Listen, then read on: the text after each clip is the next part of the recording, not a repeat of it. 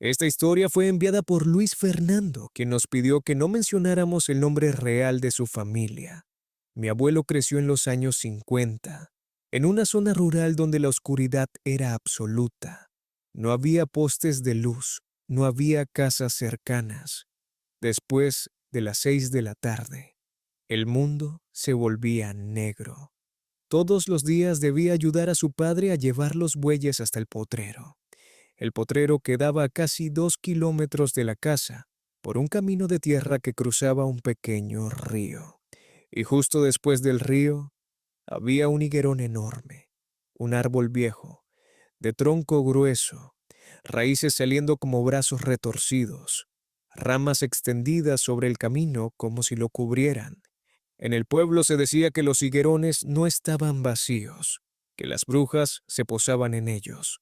No volaban como en los cuentos, saltaban de rama en rama, esperaban, observaban, pero a los niños no se les contaban esas cosas. Normalmente, mi abuelo hacía el recorrido cuando todavía quedaba luz, pero un día su padre se retrasó y lo mandó cuando ya casi estaba anocheciendo. Dice que desde que salió de la casa sintió algo extraño. No era miedo, era una advertencia, como si el cuerpo supiera que no debía estar ahí. Pero en esos tiempos no era opción negarse. Así que tomó la cuerda de los bueyes y caminó. Cuando llegó al río, el cielo ya estaba oscuro. El agua apenas reflejaba un poco de claridad, y el higuerón se levantaba frente a él, completamente negro. Entonces pasó, sin viento, sin ruido previo.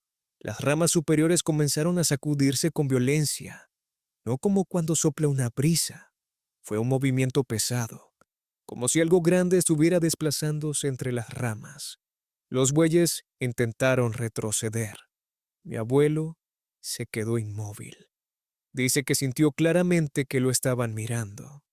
Levantó la vista y entre las ramas no vio un cuerpo definido. Vio una silueta más oscura que la noche, pegada al tronco, y luego otra, un poco más arriba, y luego otra más. No era una, eran varias, quietas, observándolo. Quiso correr, pero no podía volver sin dejar los bueyes, así que, temblando, siguió hasta el potrero, abrió el portón y los metió rápidamente. Cuando cerró el portón, escuchó algo que nunca olvidó, una risa, no fuerte, no humana, una risa seca, corta. Desde el higuerón tenía que volver por el mismo camino. No había otra opción. Dice que cuando regresó al río ya no estaban en las ramas. El árbol estaba quieto, pero el suelo no. Escuchó algo caer detrás de él, pesado. Sintió pasos alrededor. No caminaban como personas. No se oían pisadas claras. Era como si algo apenas rozara la tierra, moviéndose rápido. Dice que en ese momento entendió algo. No querían hacerle daño. Querían jugar. Querían que supiera que podían alcanzarlo cuando quisieran. Empezó a correr.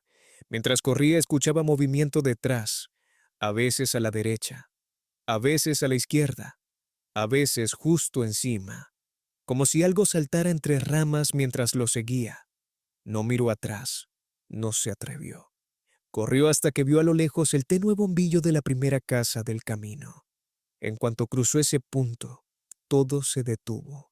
Silencio absoluto. Llegó a su casa helado, sin poder hablar. Su madre lo sentó, le frotó el pecho con plantas aromáticas y esperó a que pudiera explicar. Cuando terminó de contar lo que pasó, ella no se sorprendió.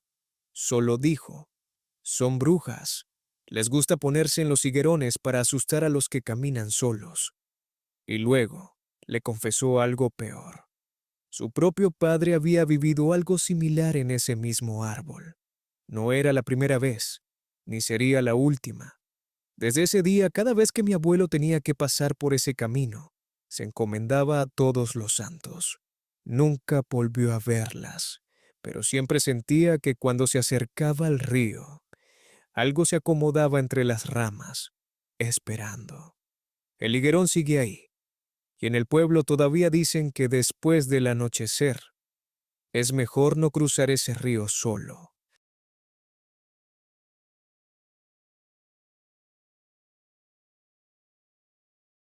Hay frases que suenan inofensivas cuando se dicen riendo, hasta que dejan de ser una broma.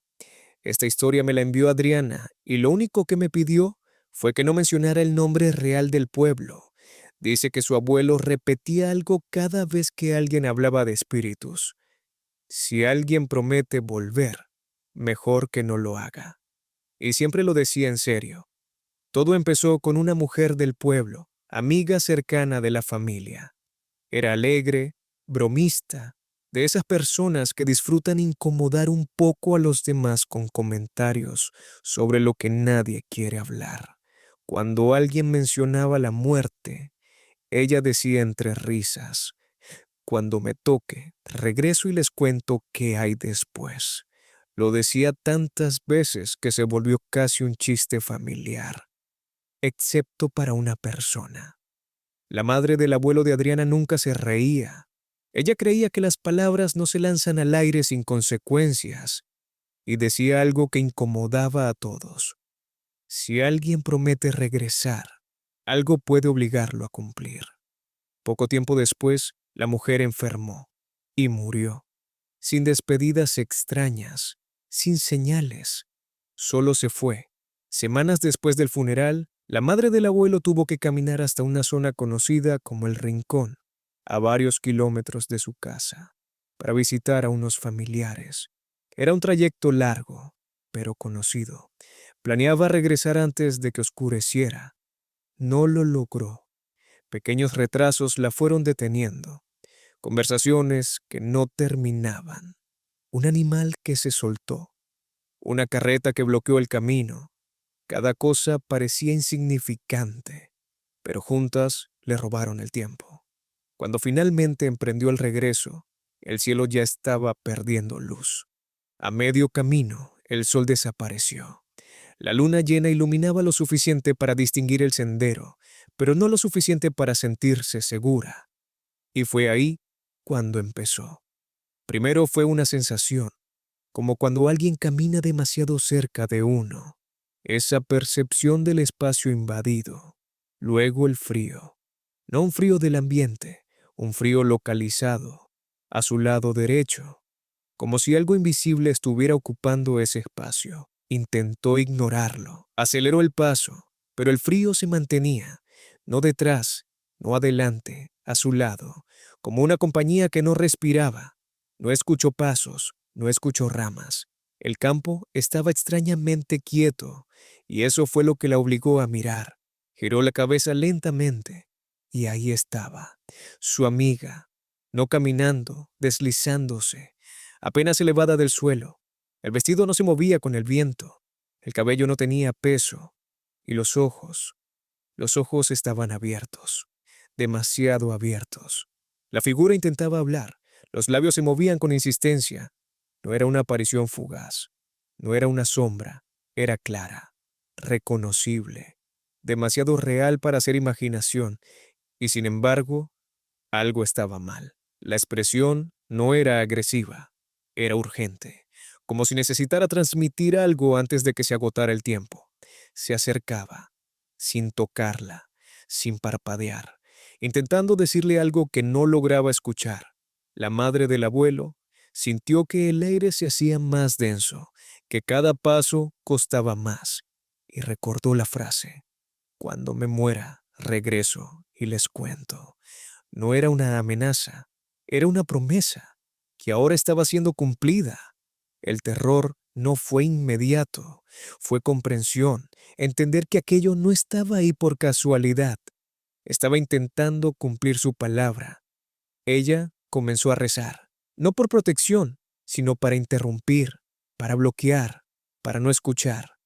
Yo no quiero saber, lo repetía en voz alta. No me digan nada. La figura insistía. Se inclinaba ligeramente hacia ella. Movía los labios con más fuerza, como si lo que intentara comunicar fuera importante, como si fuera urgente. Pero la mujer no dejó de rezar, no dejó de caminar. No permitió que ninguna palabra cruzara de un mundo al otro. Cuando la silueta de su casa apareció a lo lejos, la presencia empezó a perder consistencia. No se desvaneció de golpe, se fue debilitando, como humo que pierde forma, pero antes de desaparecer por completo. La figura dejó de intentar hablar y simplemente la miró, sin expresión, sin emoción, y entonces ya no estuvo. Durante días, la madre del abuelo evitó quedarse sola. Dormía con una vela encendida, y cada vez que el recuerdo volvía, repetía lo mismo. No debió prometerlo. Nunca volvió a caminar de noche por ese sendero, y en la familia se estableció una regla no escrita: nunca bromear con regresar después de morir, porque si alguien lo intenta, tal vez no regrese para asustar, tal vez regrese porque no tiene opción, y eso es mucho peor. Si te han gustado estas historias, suscríbete y activa la campanita. Aquí seguimos contando lo que otros prefieren callar. Nos vemos en la próxima historia.